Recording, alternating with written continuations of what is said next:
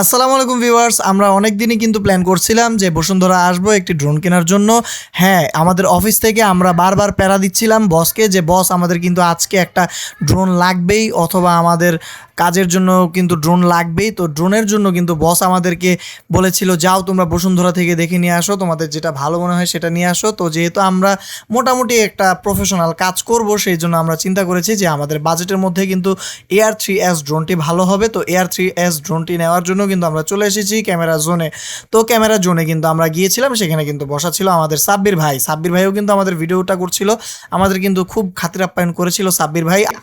এটি যেহেতু একটি প্রফেশনাল ড্রোন, তাই আমরা প্রো কম্বোটি নিয়েছিলাম। আর এর সাথে আমরা পেয়ে যাব RC2 যে রিমোটটি রয়েছে, সেই রিমোটটি আমরা কিন্তু ভালোভাবে দেখে নিচ্ছিলাম আর আপনাদেরকে দেখানোর ট্রাই করতেছিলাম। এর সাথেও পেয়ে যাবেন আপনারা ND ফিল্টারের যে বক্সটি রয়েছে সেটি, এক্সট্রা প্রোপেলার, এখানে সম্ভবত 8টি প্রোপেলার রয়েছে, এবং পাশাপাশি কিন্তু আপনারা পেয়ে যাবেন আরও এক্সট্রা 2টি ব্যাটারি এবং ব্যাটারি হাব, মোট 3টি ব্যাটারি সম্মিলিত এই প্যাকেজটি।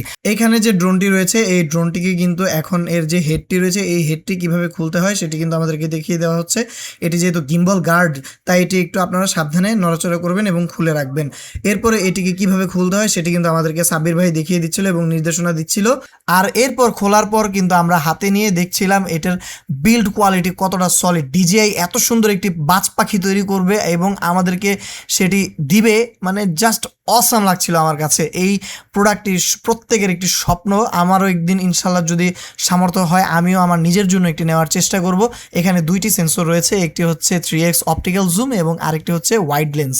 তো এর পাশাপাশি কিন্তু আমাদের যে RC2 রিমোটটি রয়েছে, সেই RC2 রিমোটটিও খুলে দেখব।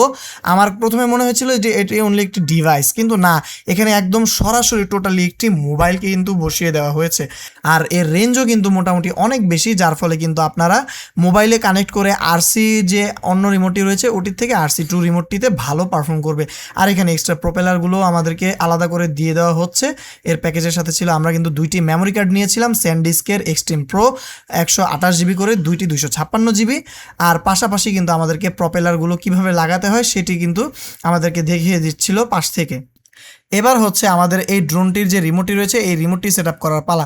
রিমোটটি সেট আপ করার জন্য কিন্তু আপনাদের অবশ্যই একটি জিমেল লাগবে। এই জিমেলটি কিন্তু আপনারা অবশ্যই খুলে রাখবেন আগে থেকেই। এই জিমেলটি সেট আপ করার পরে আমাদেরকে দেখিয়ে দেওয়া হচ্ছিল যে আমরা কিভাবে এই জিমেলটিকে সেট আপ করবো, এবং এর সফটওয়্যার যে রয়েছে ভিতরে, সফটওয়্যার একটি ফার্মওয়্যার আপডেট এসে রয়েছিল, এটিকে ফার্মওয়্যার আপডেট দিতে হবে।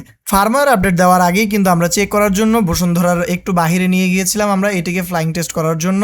তো আমাদেরকে একজন সহকারী আমাদেরকে সহায়তা করছিল এই ড্রোনটি কীভাবে ফ্লাই করতে হবে সেটি দেখানোর জন্য এবং এটি টেস্ট করার জন্য। তো আমাদের RC2 যে রিমোটটি রয়েছে এটি দ্বারা কিন্তু কানেক্ট করে এটিকে জাস্ট প্লে করার পরপরই এইখানে কিন্তু পাখাগুলো চালু হয়ে যাবে। এই যে আপনারা দেখতে পাচ্ছেন, এখানে কিন্তু আমাদের সাথে রয়েছে শরীফ ভাই, উনিও কিন্তু এটির তদারকি করছেন।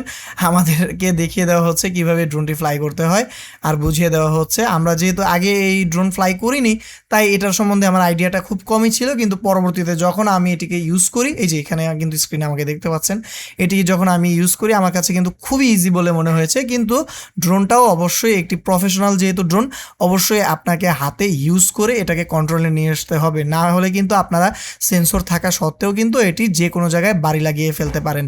তো সাবধানের সহিত এই ড্রোনগুলোকে উড়ানোর জন্য পরামর্শ থাকবে। এবার ড্রোনটিকে ফ্লাই করার পালা। ড্রোনটিকে ফ্লাই মোড দেওয়ার সাথে সাথেই কিন্তু ড্রোনটি ফ্লাই করছে, কিন্তু এখানে যেহেতু জোন লিমিটেড রয়েছে, অর্থাৎ আশেপাশে সেন্সরের জন্য কিন্তু ও সামনেও যাচ্ছে না পিছনেও যাচ্ছে না, জাস্ট এটা হচ্ছে রোটেট হয়ে ঘুরছে। তো আমাদের জাস্ট দেখার দরকার ছিল যে ড্রোনটি উড়ে কিনা। তো আমরা দেখে নিয়েছি ড্রোনটি উড়ছে, হ্যাঁ আলহামদুলিল্লাহ সব কিছু ঠিকঠাক। এখানে কিন্তু ক্যামেরায় আমাদেরকে দেখিয়ে দেওয়া হচ্ছে কীভাবে ড্রোনটা ঘুরতেছে। ইনশাল্লাহ একটু পরে আমিও কিন্তু এটা হাতে নিয়ে একটু উড়ানোর চেষ্টা করব। এখন কিন্তু রিমোটটি আমার হাতে দিয়ে দেওয়া হয়েছে, আমি উড়ানোর চেষ্টা করছি। ওদিকে এক আপা কিন্তু সামনে দিয়ে চলে এসেছিল, তো উনি চলে গিয়েছে। তো সবাই একটু সাবধানে থাকবেন। ড্রোন যদিও সেন্সর আছে, তারপরেও কিন্তু আর সবাই ড্রোনের সামনে যাবেন না, হাতে কিন্তু লাগলে হাতটা কেটে যেতে পারে অথবা কোথাও লাগলে আহত হতে পারেন। আর ড্রোনেরও কিন্তু একটা প্রোপেলারের দাম কিন্তু অনেক বেশি। এবার আপনাদেরকে দেখাই নিচের সেন্সরটা কেন আমাদের এখানে সামনে পেছনে যাচ্ছে না। এখানে নিচে যদি হাত দিই ও কিন্তু ল্যান্ডিং করবে না, তাই কিন্তু এখানে হাত দেওয়ার পরেও এখানে কিন্তু ড্রোনটি অটোমেটিক উপরে উঠে যাচ্ছে। কিন্তু এটাকে যখন আপনি টেনে ধরবেন নিচে ল্যান্ডিং করানোর জন্য, তখন কিন্তু এটি অটোমেটিক হাত দেখে ও নিচে নেমে আসবে। এই ফিচারটি কিন্তু খুবই দারুণ বলে আমার কাছে মনে হয়েছে।